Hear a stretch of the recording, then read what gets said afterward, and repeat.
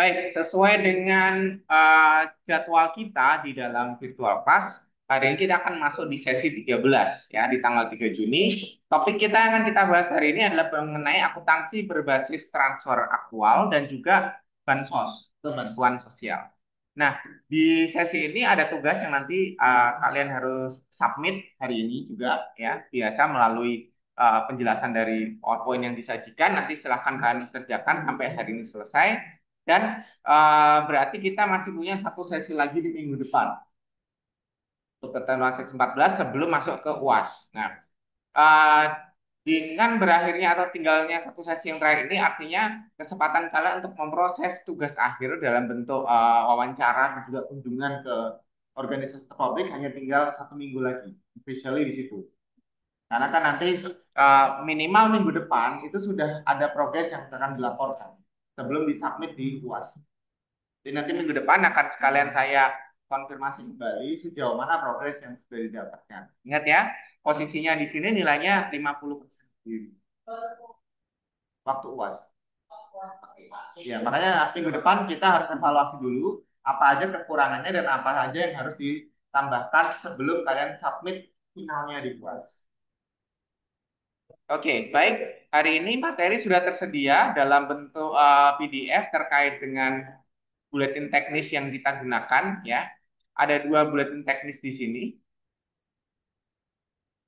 Yang pertama ada buletin teknis nomor 19 terkait dengan akuntansi bantuan sosial dan juga buletin teknis nomor 21 terkait dengan transfer berbasis aktual. Namun untuk mempersingkat materi saya sudah sederhanakan dalam bentuk PowerPoint ya. Kita bisa lihat di sini. Ini akan kita bahas di sesi kita saat ini mengenai akuntansi yang berdasarkan transaksi untuk kegiatan transfer, artinya ada aliran dana yang bergerak dari pemerintah pusat kepada daerah dan juga kegiatan yang sifatnya subsidi dengan bentuk yang namanya bantuan sosial. Nah, tujuan dari kita belajar ini apa? Yang pertama, dua transaksi ini itu basisnya sama, aktual. Ya, basisnya sama aktual. Artinya ini kemungkinan besar ada di luar dari realisasi anggarannya pemerintah yang memang menggunakan basis cash. Nah, yang kedua di sini ada standar yang juga mengatur terkait dengan eh, penggunaan atau praktik akuntansi di dalam transfer kepada bantuan sosial dan juga aliran dana dari pemerintah pusat kepada pemerintah daerah. Dan yang terakhir kita akan melihat bagaimana pengukuran, pencatatan, dan pengakuan serta penyajiannya di dalam laporan keuangan. Nah, ketentuan ini sudah diterapkan di dalam SAP kita di Standar Atas Pemerintahan nomor PP 71 tahun 2010 ya, sudah diatur di sana. Kemudian dibantu dengan dua buletin teknis. Jadi tujuannya buletin teknis di sini, kalau kalian buka di situ ada rincian transaksi, ada bagaimana cara mengcoding, cara penjurnalan dan cara melakukan perubahan dari bentuk transaksi sampai menjadi pelaporan keuangan. Itu sudah diatur di dalam dua buletin teknis yang sudah disahkan, yaitu nomor 19 terkait dengan bansos dan nomor 21 terkait dengan transfer. Kenapa kok nomor 19 duluan bansos dibandingkan dengan transfer? Ya.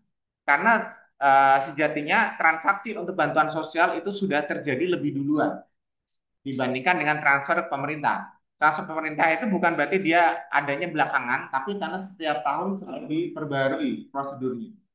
Tadinya mungkin langsung ditransfer dalam satu satuan waktu. Nah, sekarang tidak, mereka dropnya per bulan. Jadi mekanismenya selalu berubah sehingga buletin teknisnya makin lama makin mundur. Tapi kalau yang tidak berubah, maka dia nomornya masih kecil. Dan sedangkan bansos ini dari mulai tahun 2000-an itu skemanya tetap sama. Kalau nggak BLT ya langsung bantuan kepada bentuk kegiatan kesehatan maupun kependidikan secara langsung. Kan selama ini kalau kita tahu kan rata-rata paling bagi-bagi uang ya BLT per kecamatan, per kelurahan gitu ya. Atau kalian boleh melakukan pengobatan gratis atau bahkan mungkin mendapatkan kartu Indonesia Pintar atau mendapatkan dana pendidikan gratis. Jadi skemanya itu sudah diatur cukup lama sehingga tidak ada perubahan di sini. Nah, bagaimana ruang lingkupnya? Pertama kali pemerintah itu harus selalu menganggarkan dulu kira-kira untuk bantuan sosial atau untuk melakukan transfer dari pusat ke daerah itu pemerintah punya alokasi berapa persen. Awal bulan ini setiap bulan sebetulnya mereka sudah melakukan rilis APBN setiap bulan ya. Dan puji Tuhan bulan ini sudah mulai surplus.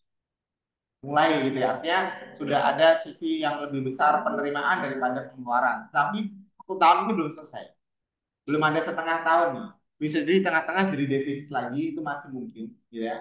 Tergantung pembayaran hutang kita itu jatuh temponya kan bukan di akhir tahun, tapi di tengah-tengah tahun. Jadi mungkin bulan 7, bulan 8 itu juga ada pembayaran hutang pemerintah yang skalanya besar, otomatis pengeluaran akan lebih tinggi. Plus biasa di tanggal di bulan 7 dan 8 itu kan ada momen besar negara kita, yaitu kemerdekaan. Biasanya kan banyak sekali tuh pengeluaran gede di situ, gitu ya. Entah untuk kegiatan di daerah, misalkan ada festival, saya nggak tahu kalau di daerah masih ada nggak hari jadi masing-masing daerahnya itu masih dirayain nggak gitu. Kalau di DKI masih ada dalam bentuk PRJ gitu kan. Tapi kalau daerah kayaknya udah nggak ada. Gitu. Biasanya kan ada festival, ada karnaval, ada macam-macam kegiatan budaya. Nah, sekarang dikembalikan lagi. Kalau nggak punya anggaran ya nggak usah bikin. Kemudian setelah mendapatkan skema alokasi pendapatan dan belanja untuk transfer dari pusat ke daerah, mereka langsung mengalokasikan kepada satu rekening pemerintah yang namanya beban transfer. Nah, beban transfer ini nanti akan mulai bertahap di drop setiap bulan. Kebutuhan per bulannya berapa itu disesuaikan dengan permintaan dari daerah. Jadi tidak bisa langsung dikasih 100% di awal. Ya. Mereka biasanya melakukan permintaan sesuai dengan kebutuhannya mereka. Disebutnya namanya pagu atau batasan. Atau bisa juga sering diambil kata mau diserap berapa persen. Ada yang diserapnya per bulan 10%, 12% gitu ya. Ngikutin, ada yang cuma 100% bagi 12, jadi setiap bulan dia akan terima 8%, 8%. Atau terserah, ada yang bulan pertama 20%, bulan berikutnya cuma 10%, dan seterusnya. Silahkan mereka mengatur sendiri. Kemudian kalau ada transaksi di luar dari transfer tersebut, masuknya ke rekening transfer laporan operasional atau LO. Itu didapatkan dari aktivitas basic pelayanan yang ada di pemerintah daerah. Misalnya mereka melakukan pelayanan kepada sosial kemasyarakatan dan mendapatkan sejumlah dana tambahan di sana. Misalkan ada yang ngasih donasi, sumbangan ataupun bantuan, itu masuk ke dalam LO, laporan operasional. Dan jangan lupa ketika pemerintah daerah punya hutang dan piutang yang harus diselesaikan, ya, pembayaran mengenai pinjaman ataupun penagihan kembali kepada piutang-piutang yang harusnya jadi haknya pemerintah, itu harus langsung diklarifikasi juga sama setiap bulan. Jadi mereka selalu melaporkan setiap bulan. Di sini setiap KPPN, Kantor Penerimaan dan Pemberdayaan Negara di seluruh wilayah di Indonesia itu selalu melakukan press release APBN. Selalu, ya. Setiap bulan. Dan di situ akan ada komentar terkait dengan berapa hutang yang harus dilunasi dan berapa piutang yang harus ditagih. Jadi kerjaan mereka selalu kontinu setiap bulan, ya. Makanya transaksinya atau administrasinya relatif sangat tinggi kalau di dalam pemerintah daerah. Jadi kalau kalian belajar teknik akuntansi yang relatif bagus gitu ya, yang tingkat advance gitu pun, begitu masuk ke pemerintahan lebih banyak ke administrasi. Kemampuannya kurang biasa karena memang kebutuhan untuk administrasinya jauh lebih banyak dibandingkan teknis pembelajaran mengenai jurnal, transaksi dan sebagainya. Nah, jenis-jenis dana yang akan ditransfer ke daerah itu apa aja? Yang pertama ada yang namanya dana perimbangan. Dana perimbangan itu artinya dana ini akan dipakai disalurkan ke daerah supaya mengimbangi penerimaan atau potensi pendapatan yang dimiliki oleh masing-masing daerah. Tujuannya satu, Indonesia itu tersebar dari Pulau Sumatera sampai Papua. Kesenjangan ekonominya rata atau enggak? Enggak pernah merata dari dulu, gitu ya. Kita enggak ada di satu pulau. Yang satu pulau aja enggak merata. Coba kalian cek. Jawa Tengah, Jawa Barat, Jawa Timur, DKI, Banten, merata enggak? Enggak, gitu ya. Apalagi yang beda pulau dan jauh lagi geografisnya. Nah, ini masalah klasik di pemerintahan yang basisnya kepulauan seperti Indonesia, Filipina itu sama. Bahkan sekelas yang cuma punya satu pulau aja kayak Singapura gitu itu juga punya masalahnya sendiri. Jadi pasti akan ada seperti itu. Nah, untuk menghindari ketimpangan ekonomi ya, dari semenjak kita merdeka, maka dibuatlah 3 alokasi dana ini. Dana bagi hasil yaitu ketika pemerintah daerah punya hasil yang cukup besar, dia harus setor ke pemerintah pusat. Nanti pemerintah pusat akan bagi juga ke daerah supaya daerah mana yang kira-kira masih kekurangan yang nggak mampu secara sumber daya ekonomi, sumber daya manusia maupun sumber daya keuangan, mereka mendapatkan support yang sama dari pemerintah pusat. Sehingga ketimpangan ekonomi dan sosialnya tidak terlalu jauh. Di sini tidak bisa dipastikan semuanya sama, nggak bisa. Indonesia Timur dan Indonesia Barat itu gapnya terlalu jauh ya. Jadi minimal dikurangi ya. Gap itu dikurangi gitu. Kemudian ada yang namanya dana alokasi umum. Nah, kalau dana alokasi umum dari pemerintah pusat memberikan dana kepada pemerintah daerah ini dengan rataan sama. Jadi 34 provinsi, 38 provinsi semuanya dapat. Mau dia provinsi baru, provinsi lama, rata. Kan namanya alokasi umum ya. Jadi alokasinya sama. Minimal 5%, maksimal 10%. Itu sudah diatur di PP nomor 55 tahun 2005. Kemudian yang terakhir adalah dana alokasi khusus ya. Sesuai dengan namanya alokasi khusus berarti dia dikhususkan untuk daerah yang punya tanda khusus. Tanda khusus kita di mana di Indonesia? Daerah khusus kita apa? Ada yang tahu? Yogyakarta. Jakarta bukan, Aceh. Kita punya dua daerah khusus yang namanya otonomi yaitu daerah istimewa Yogyakarta. Itu tidak akan ada pemilu di sana ya. Pilkada nggak ada karena mereka sudah punya pakem sendiri. Satu lagi adalah di NAD, Nanggroe Aceh Darussalam. Dari lama sudah ditetapkan seperti itu. Kemudian ada bantuan transfer lainnya sifatnya dana otonomi khusus ya. Otonomi khusus ini digunakan untuk mempercepat supaya daerah tersebut bisa otonom, bisa mandiri. Kalau yang sudah mandiri gimana Pak? Ya dia nggak dapat. Ini adalah bagian dari DAK tadi. Kalau dia sudah mandiri dia nggak dapat. Contoh kayak DKI, dia sudah otonom. Ya. Nggak usah pakai bantuan pun dia sudah kaya kan gitu. Jadi nggak perlu. Nah, siapa yang akan ditransfer? Ya daerah-daerah yang masih tertinggal. Rata-rata kebanyakan di daerah 3T. Terluar, tertinggal, ya, dan masih terbelakang di sana. Di sekitaran atau di pinggiran Indonesia. Yang kedua daerah keistimewaan. Keistimewaan ada dua tadi kan. Yogyakarta dan Aceh. Ya. Solo itu baru wacana. Ya. Solo itu baru wacana, ya kan? Tapi kenyataannya belum terjadi. Kalau yang wacana mah banyak ya. Di Papua juga banyak pengen pecah, gitu kan. Di Maluku juga pengen bikin keistimewaan sendiri. Karena beberapa di Papua kan masih pengen ada gerakan OPM kan, Papua Merdeka. Itu masih ada. Gerakannya masih ada, artinya bukan mereka pengen memisahkan diri, enggak, tapi mereka pengen punya keistimewaan. Di Maluku itu juga masih banyak yang percaya bahwa RMS itu masih ada. RMS itu Republik Maluku Selatan. Itu masih ada ya. Sekalipun dalam satu kesatuan Indonesia harusnya tidak ada.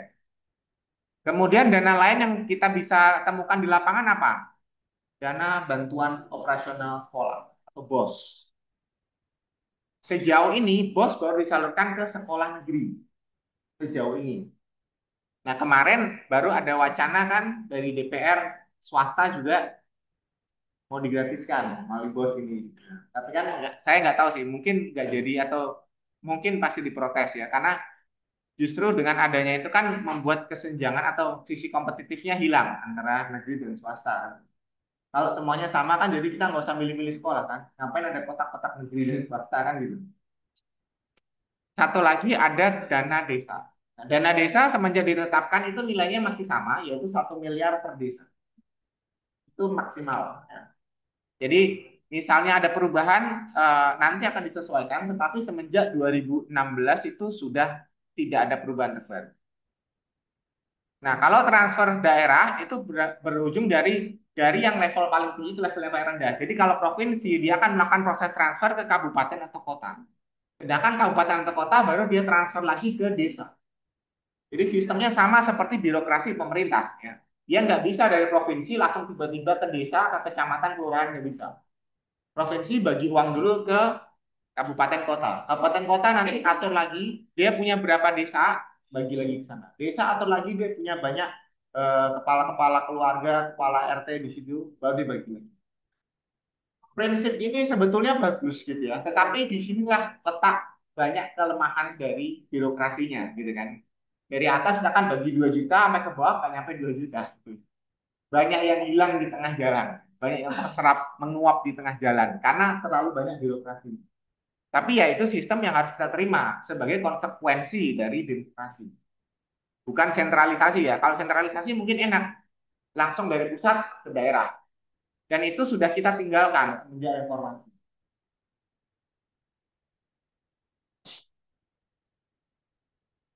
Nah, untuk alokasinya bagaimana? Kita membuat namanya alokasi standar atau bikin pagu. Standar atau pagu. Jadi kita tetapkan dulu di awal tahun mintanya kebutuhan berapa? Misalkan 1 triliun. Nah, 1 triliun cukup atau tidak? Nanti akan dievaluasi setiap bulan. Nah, biasanya setelah melewati 6 atau 7 bulan, dia akan melakukan perubahan. Atau kalau di pemerintahan itu biasanya di bulan 11 itu namanya ada APBNP, APBN penyesuaian. Nah, penyesuaian ini tujuannya adalah untuk menambah atau mengurangi alokasi yang sudah ada sementara. Bisa jadi kalian alokasinya sudah over budget. Jadi harus ngambil anggaran yang lain. Atau justru malah sisa banyak, karena programnya nggak jalan-jalan, proyeknya mangkrak gitu kan. Nah, itu bisa dialihkan kemana? Nah, itu akan ada penyesuaian di situ. Yang kedua, penyalurannya dia harus menggunakan sistem periodisasi.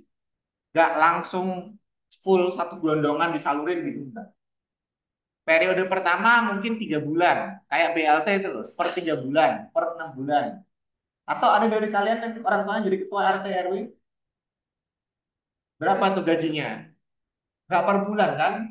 Per 3 bulan kan mereka. Nah, ada periodenya. Jadi nggak langsung gitu. Dan biasanya ada syaratnya. Syaratnya laporan yang sebelumnya sudah harus disubmit dulu. Jadi laporan penggunaan dana sebelumnya udah harus diserahkan, baru dia boleh minta uang tambahan yang baru.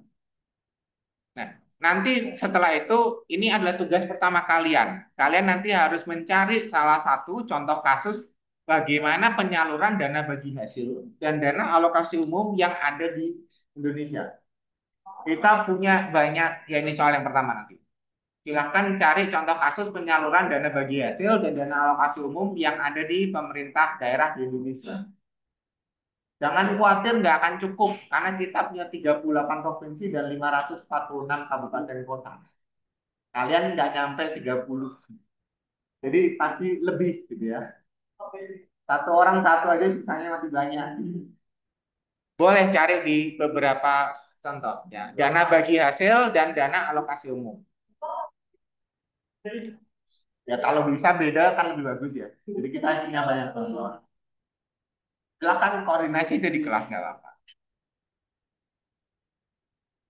Nih ya, ini yang pertama.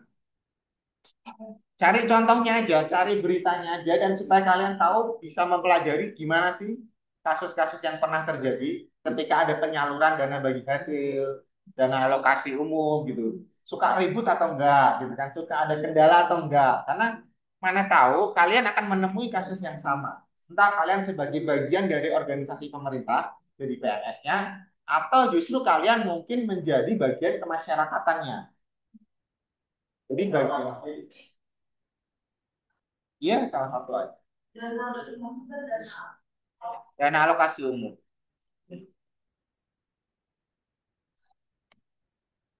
Minimal kalau misalnya kalian tiba-tiba nanti jadi kepala desa gitu, atau jadi ketua RT atau kelurahan deh. Ya kalau nggak sampai segitu Pak, saya nggak mungkin ya udah saya jadi istrinya lurahnya ya sama aja kan gitu ya. Intinya tetap akan mengurusi hal seperti itu yang mungkin berbenturan dengan pemerintah. Kalian akan tahu prosesnya akan seperti apa. Ya. Berikutnya bagaimana cara mengakui dan mencatat kalau ada transfer dari pusat ke daerah. Yang pertama pasti akan muncul informasi. Akan ada yang namanya eh, SPM, surat perintah membayar atau surat perintah melakukan transfer. Di situ nanti akan ada pengakuan kapan duitnya akan dikirim ke kita. Nah, pada saat ada informasi tersebut, siap-siap dulu, disitulah sudah terjadi kewajiban. Kalian sudah bisa mencatat adanya piutang.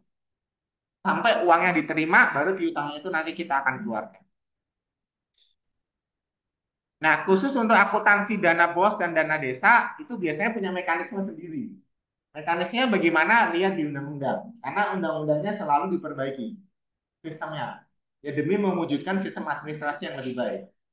Kalau dulu sistemnya bos kan ditransfer ke sekolah. Jadi siswa itu nggak bisa ngambil uangnya, tapi sekolah langsung pakaiin ke anak-anak sekolahnya, misalkan gitu melalui misalkan mereka sekolah nggak perlu bayar SPP, nggak perlu bayar buku, atau mungkin seragamnya nggak bayar. Lalu dirubah lagi, skemanya diaturnya kemana? Dikirim ke orang tuanya untuk biaya sekolah. Kalaupun nanti akhirnya dipakai buat belanja ke pasar dan sebagainya gitu ya. Tapi kan intinya ditransfer untuk operasional sekolah. Terus sekarang skemanya dirubah lagi dalam bentuk makan gratis sekarang, ya kan? Supaya apa? Katanya lebih efisien. Nanti mungkin akan ada perubahan lagi skemanya. Macam-macam. Atau beasiswa atau apapun. Intinya dia adalah digunakan untuk operasional sekolah dan untuk dana desa. Nah, yang menarik di dana desa adalah kalau desa itu sedang membangun, pasti dia butuh banyak dana. Nah, kalau desanya dia sudah stabil, fasilitas sudah banyak, bahkan internet sudah masuk desa, apalagi yang dibangun kan gitu ya. Dana desa 1 miliar itu membuat apa? Nah, itu menjadi tantangan dari masyarakat desa sekarang. Desa-desa yang sudah modern, dia malah nggak tahu bagaimana cara mengelola dana desa. Yang ada akhirnya dibikinkan sekolah baru, ya, supaya makin banyak yang di sekolah gratis atau dibikinkan fasilitas umum, gitu ya. Tapi kalau fasilitas umumnya tidak banyak yang pakai, karena kita tahu ya, kebanyakan warga desa itu justru malah tidak tinggal di desa. Coba aja cek, di sekitaran kita sudah hampir tidak ada desa, ya, gitu ya. Tapi ketika kalian cek ke kotanya banyak, tapi kalau liburan semua pulang lagi ke desanya. Nah, masalahnya ketika dibangun di desa, ini jadi tidak terpakai fungsinya. Ini juga satu masalah ya. Makanya itu sekarang oleh Kementerian Desa itu selalu mereka melakukan informasi bahwa yuk akuntan-akuntan itu kembali ke desa. Karena desa itu butuh orang-orang yang bisa membantu meratakan keuangan ini. Karena pembangunan yang paling dasar itu bukan di kota ya, tapi di desa. Kalau desanya maju kan nggak usah jauh-jauh sampai ke kota. Dia akan ngikutin sendiri. Kotanya itu akan diikuti pembangunan dari desa. Bukan desanya ditinggal terus semua persaingan lebih rendah kan gitu. Kemudian untuk bansos ya, bansos ini sudah punya identitas yang cukup kuat ya. Di mana bansos ini tujuannya adalah untuk perlindungan jaminan sosial dan rehabilitasi sosial. Jaminan sosial itu meliputi kesehatan, pendidikan, dan hak paling dasar manusia. Kalau rehabilitasi sosial itu termasuk dengan rehabilitasi masalah mental dan nama baik. Jadi jangan heran orang yang sakit jiwa itu dilindungi oleh negara. Asalkan dimasukkan ke rumah sakit jiwa. Jadi jangan nggak usah khawatir gitu, karena sudah ada ketentuan dari pemerintah rehabilitasi sosial. Tetapi yang miliknya pemerintah ya. Kalau rumah sakit jiwa yang swasta ya kalian harus bayar sendiri. Tetap bayar bulanan. Sama kayak panti jompo. Ya, panti jompo itu kalau dia memang bagus dikelola swasta, ya kalian tetap bayar setiap bulan. Gimana kayak bayar sewanya dia setiap bulan. Tapi kalau dari pemerintah sama sekali enggak, karena memang dia masuk dalam bentuk jaminan sosial. Apalagi dengan kasus banyaknya kesehatan mental gitu ya, di sini rehabilitasi sosial dari pemerintah nilainya makin membengkak. Karena obatnya kan makin mahal ya, rehabilitasi sosial dan kapasitasnya itu. Kapasitasnya ya, kan kalau penyakit mental itu kan nggak bisa dalam waktu 2 bulan sembuh langsung otomatis itu kan nggak bisa. Jadi kita nggak punya cukup kapasitas di situ. Kemudian bansos yang sifatnya selektif atau barang tunai itu hanya berlaku untuk masyarakat. Tidak berlaku untuk kegiatan atau sistem atau program. Jadi itu harus langsung ke masyarakat. Maksudnya gimana, Pak? Bansos tunai itu misalnya untuk beli sembako dan sebagainya itu setara dengan uang berapa, langsung dikasihin dalam bentuk uang tunai saja. Karena kalau dalam bentuk barang, ya kadang bisa sih, tapi lebih seringnya harga barangnya di markup dulu. Iya, beras yang tadinya 50.000 jadi 55.000 gitu ya. Atau nolnya ketambahan satu ya, disengaja ataupun sangat disengaja gitu. Intinya harganya pasti nggak bakal standar di pasaran gitu. Jadi biasanya pemerintah paling simpel adalah pro rata dalam bentuk tunai. Nah sekarang ini sistemnya seperti apa saya kurang tahu, tapi yang pasti lebih mudah ya, karena sekarang sudah punya single ID number ya, bisa menggunakan kartu misalkan dari pemerintah Bisa juga dititipin, bahkan untuk apa namanya BPJS saja kan sudah nggak perlu pakai kartu kan sekarang, pakai jam sostek mobile, ya kan bisa gitu. Di situ rekeningnya sudah nyangkut di dalam aplikasinya, rekeningnya ada saldonya di situ, bisa dicek di situ. Kemudian penilaian risikonya itu berbasis nilai sosial. Maksudnya gimana, Pak? Jadi setiap wilayah itu tidak akan dinilai sama. Mana yang berpotensi punya risiko sosial tinggi, maka di situ jaminan pemerintah akan jauh lebih besar. Mana yang memiliki daerah ekonomi paling tertinggal, maka bansosnya nilainya akan lebih tinggi dibandingkan daerah perkotaan ataupun pinggiran kota. Bansos di Jakarta, dengan bansos di Bogor, beda dengan bansos di Bekasi. Karena gitu, tidak akan sama jumlah. Bukan karena kepala daerahnya yang berbeda, tapi karena memang basis risiko sosialnya beda. Kenapa bisa begitu? Karena UMR-nya juga berbeda. Betul nggak? Kalau UMR sama, nggak mungkin kalian kerja jauh-jauh dari Bekasi sampai ke Jakarta, ya, dari Bogor sampai ke sini. Ya di rumah aja. Kalau perlu buka pintu bikin warung di depan rumah kan gitu. Kalau UMR sama gitu. Tapi kan kenyataan tidak seperti itu. Makanya bansos inilah yang menjaga supaya ada keseimbangan perekonomian sosial di masyarakat. Masalahnya bansos. Kalau ngomongin masalah pasti banyak gitu ya. Yang pertama itu adalah kesalahan klasifikasi. Bansos ada yang dipakai untuk belanja rutin maupun yang non rutin. Contoh misalkan untuk kegiatan pembangunan daerah yang misalkan ada kegiatan ibu-ibu PKK, kemudian Karang Taruna itu yang rutin ya, harusnya rutin. Tapi pada kenyataannya itu yang suka tersendat, suka nggak dapat dana. Justru yang lebih didanain adalah pendanaan-pendanaan misalkan untuk pembangunan fasilitas umum. Masa setiap tahun selalu ada pembangunan fasilitas umum kan gitu. Itu mah buang-buang uang memang. Sama lah kalau kalian lihat di jalan, masa setiap tahun jalan diperbaiki gitu. Rusak mulu kan gitu ya. Karena kan harusnya diperbaiki sekali, mungkin rusaknya 5 tahun lagi, 10 tahun lagi. Idealnya kan begitu. Gitu. Ini enggak setiap tahun. Gitu. Nggak sampai setahun sih gitu. Udah ditarget ini 5 bulan lagi rusak ya gitu. Kita perbaiki. Sama fasilitas pemerintah juga begitu. Harusnya kan nggak seperti itu. Yang kedua adalah masalah penganggaran. Nilainya ini loh yang luar biasa. Ada pengadaan satu barang kadang nilainya nggak masuk akal. Gitu. Harusnya misalkan spidol aja masa nilainya sampai 18.000 per satuan. Harganya cuma 10.000. Markupnya kan cukup banyak ya. Hampir 2 kali lipat. Kemudian pelaksanaan dan pertanggungjawaban. Nah, inilah yang banyak ditemukan di lapangan. Beberapa kali kalau ada sidak ke lapangan itu tidak sesuai dengan pelaksanaannya. Jadi misalkan dalam satu unit kerja itu ada sekitar mungkin 40 pegawai tercatat di sana. Tapi pada saat jam bukanya, jam buka layanannya misalkan jam 8 gitu ya. Udah jam 8.15 atau 8.30 ketika ada sidak itu baru 3 atau 4 orang yang datang. Padahal pegawainya ada 4. Yang lain-lain yang banyak berita muncul di lapangan adalah bansos fiktif. Harusnya per keluarga dapat 500.000 misalnya. Ternyata bapaknya dapat 500, nanti anaknya datang lagi dapat 500 gitu ya, istrinya datang lagi dapat 500 gitu. Kalau gitu caranya bikin KTP-nya beda-beda aja ya, dapat banyak. Iya dong.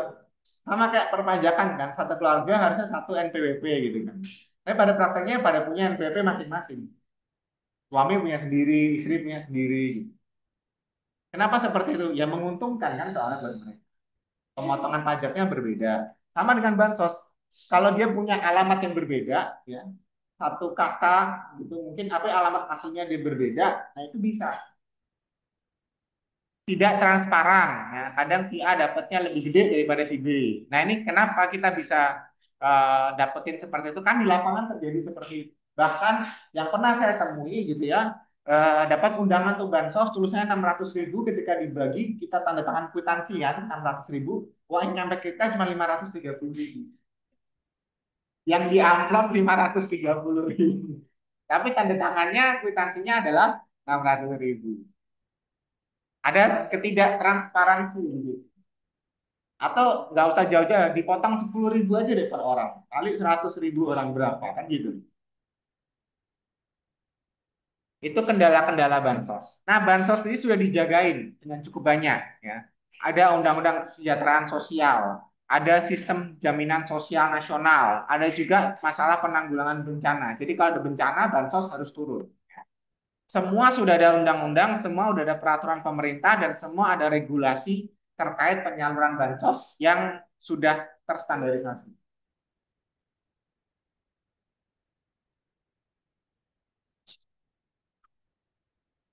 Lalu bagaimana akuntansi melihat bansos, bantuan sosial?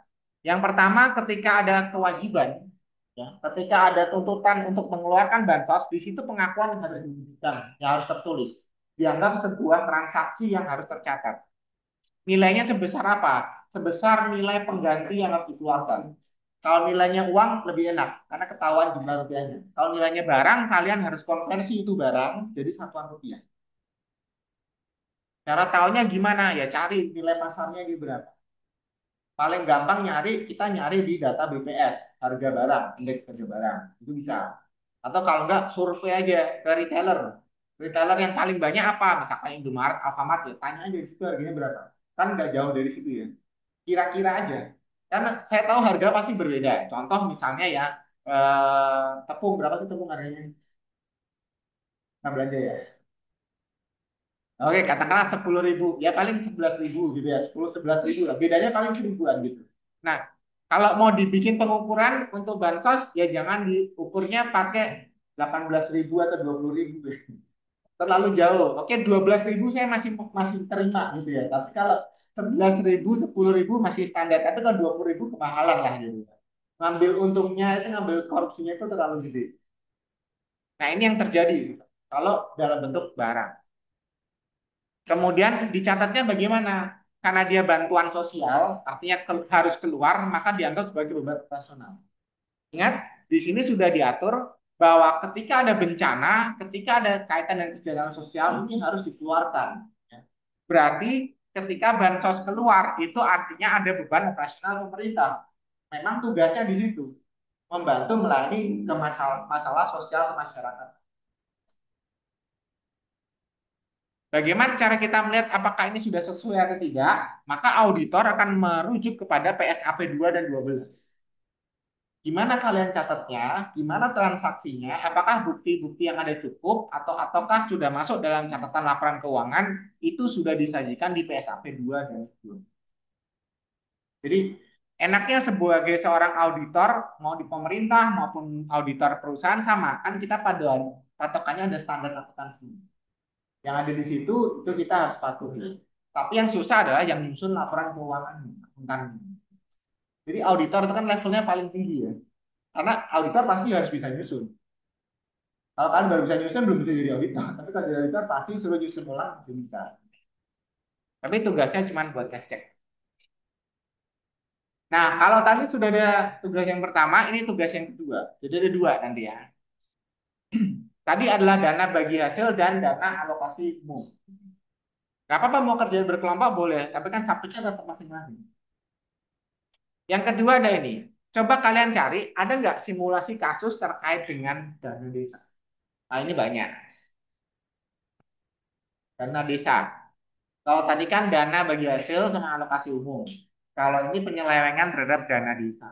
Ada nggak? Pasti ada, gitu kan. Atau kasus-kasus terkait dengan koreksi kesalahan bansos ataupun klarifikasi. Artinya ada, ya kita anggaplah itu sebuah miskomunikasi.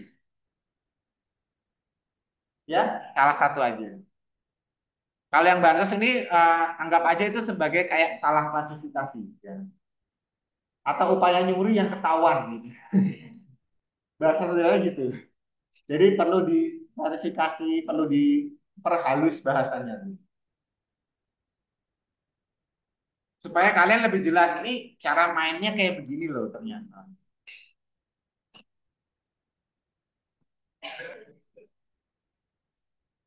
Untuk informasi saja terkait dengan bansos, dana desa dan alokasi kepada pemerintah daerah itu kita punya mekanisme yang sangat terbuka di dalam pemerintahan kita. Bahkan kalau di tempat saya sudah cukup lama diterapkan di Banten itu kita masyarakat boleh langsung lapor ke pemerintah. Tetap kita melihat ada penyelewengan di sini. Misalkan kalian ke rumah sakit umum tidak dilayani dengan baik, silahkan laporkan. Atau mendapatkan charge yang tidak ideal, ya. Kita nggak pakai alat tapi kita kena charge gede, gitu. Itu sudah pernah kita lakukan sampai menyeret mantan gubernur kita dulu Bu Ratu Atut karena masalah alokasi eh, penyelewengan dana alat-alat kesehatan. Dan itu jelas sekali di seluruh Indonesia sama. Kita boleh lapor dan ini mekanismenya terbuka. Bahkan sekarang kepala daerah itu kalau terpilih itu justru harusnya lebih hati-hati. Karena masyarakat kita kan lebih melek teknologi. Kalau dulu harus lapor lewat website, bisa lewat telepon, ya, ke jaringannya ICW atau ke KPK atau ke pemerintah langsung. Nah, kalau sekarang enggak, pakai Instagram aja bisa ya. Karena langsung tagin Pemkot Tangerang misalkan atau Pemprov DKI gitu ya. Bahkan yang saya temui terakhir kemarin di lapangan itu ada juga orang yang cuma moto itu eh, truk sampah yang melewati ketinggian. Nah, ya kan biasanya eh, sampahnya terlalu banyak tuh sampai melewati area kabel-kabel di atas gitu, difoto dilaporin ke gubernurnya, langsung lewat Instagram dan langsung ditindak. Jadi makin cepat kan. Nah, kesalahan-kesalahan seperti ini juga akan makin banyak terbuka. Ini eranya sudah era digital, jadi jejak itu gampang sekali kita telusuri. Apalagi generasi kalian cukup mudah dari seperti ini. Oke, itu tadi dua tugas yang harus kalian selesaikan di sisa waktu yang ada. Yang kedua adalah ini mencari kasus antara dana desa, sorry, dana desa dan bansos salah satunya aja. Yang satu tadi adalah kasus untuk dana alokasi umum dan dana originasi. Dua ya. Baik, sebelum saya tutup di sini sebenarnya saya ingin menjelaskan bahwa disinilah pentingnya sebuah transparansi dan akuntabilitas. Makin ke sini semua makin transparan, makin mudah kita melakukan proses demokrasi. Karena memang itu kan yang diharapkan dulu. Nggak lagi kayak dulu lagi semua harus diam dengan apa kata pemerintah. A ikut A, B ikut B kan enggak sekarang ya. Kita bisa mulai melakukan perubahan di situ. Sehingga mau tidak mau akuntansi juga terdampak ke sana. Karena uang yang dipakai negara itu adalah uangnya masyarakat. Jadi dari sini pun sebenarnya yang ingin saya notice adalah bukan seperti kata Bu Sri Mulyani ya, bukan masyarakat yang enggan bayar pajak, enggak. Tapi pajak yang kita bayarkan itu dipakainya benar atau enggak kan gitu. Kalau enggak benar kan kita juga males ya, gitu. Kan dipakai untuk gajinya mereka, gaji pegawai negeri, tapi pelayanannya kan gitu-gitu aja gitu. Bukannya kita nggak mau, tapi kitanya yang merasa tidak percaya dia akan dimanfaatkan dengan baik atau tidak.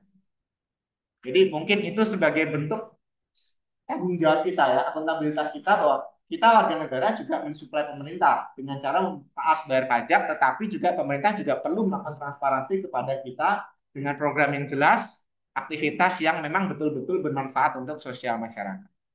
Dan sebagai seorang akuntan atau auditor pemerintah, SAP ini sebagai landasan kita. Standar akuntansi pemerintahan itu adalah bentuk pertanggungjawaban kepada pelaporan keuangan yang ada di publik. Kalau nggak sesuai standar, berarti dia tidak sesuai dengan mekanisme yang ada, kan gitu. Jadi mungkin ada penyelewengan dana. Kita nggak pernah bilang kan, kalau kalian belajar auditing itu kan nggak bilang salah atau benar, tapi wajar atau tidak. Di sini juga sama. Transaksinya itu wajar atau tidak. Ataukah ada estimasi kerugian negara dari kasus korupsi atau tidak. Kita belum ngomong lebih jauh ya, karena jenis-jenis tindakan pidana korupsi itu kan ada 11 macam. Kita nggak sampai ke sana, tapi dari situ kita sudah bisa mengarah ada estimasi kerugian negara dari korupsi. Di mana nanti dibagi lagi ada 11 jenis korupsi yang diklasifikasikan di pemerintah. Oke, itu saja dari saya. Sebelum saya akhiri, ada yang mau ditanyakan dulu terkait dengan materi, tugas? Tidak ada? Ya, saya ingatkan sekali lagi ya, di sini di jadwal kita, waktu kita sudah tinggal sesi terakhir untuk minggu depan ya. Minggu depan silahkan dipersiapkan. Mudah-mudahan sudah banyak yang ada progres. Jadi kita bisa saling bertukar informasi apa yang kekurangan gitu. Atau siapa tahu sudah create videonya kita bisa lihat dulu gitu supaya kita tahu oh ini mungkin perlu dipotong, ini kepanjangan atau ini kurang jelas gambarnya atau bagaimana atau ada pertanyaan yang belum masuk gitu ya. Nanti kita evaluasi dulu ya. Saya nggak pernah ngeset sih. Tapi kalau terlalu lama kan males juga yang nontonnya. Masih oke sih. Kalian nggak pernah lihat ya? Ada yang cuma berapa menit doang ya?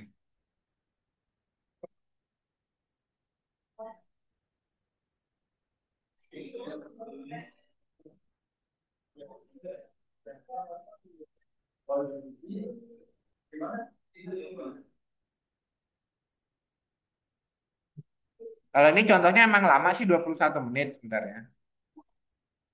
Ini contohnya lama memang, sorry, sorry. Kenapa? Masih, masih. Eh,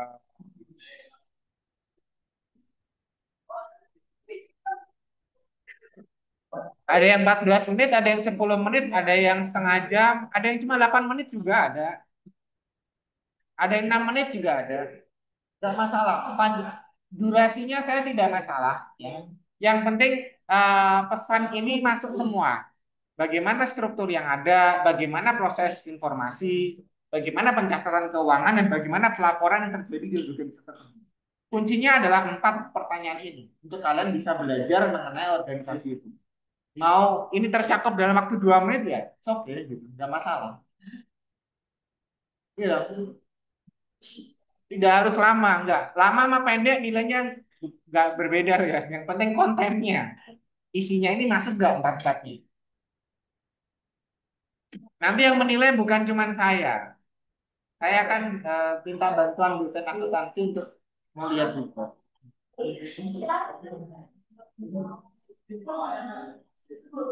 Salah satu aja. Iya, yang tadi kan ada dua, salah satu, yang ini ada dua. Ada lagi?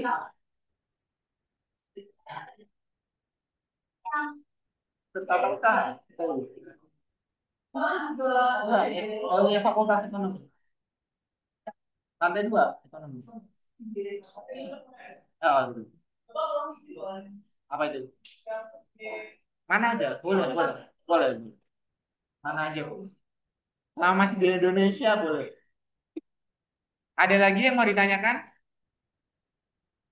Baik, Puji, terima kasih sudah bergabung di sesi kita pagi ini. Kita masih ada satu sesi lagi minggu depan ya.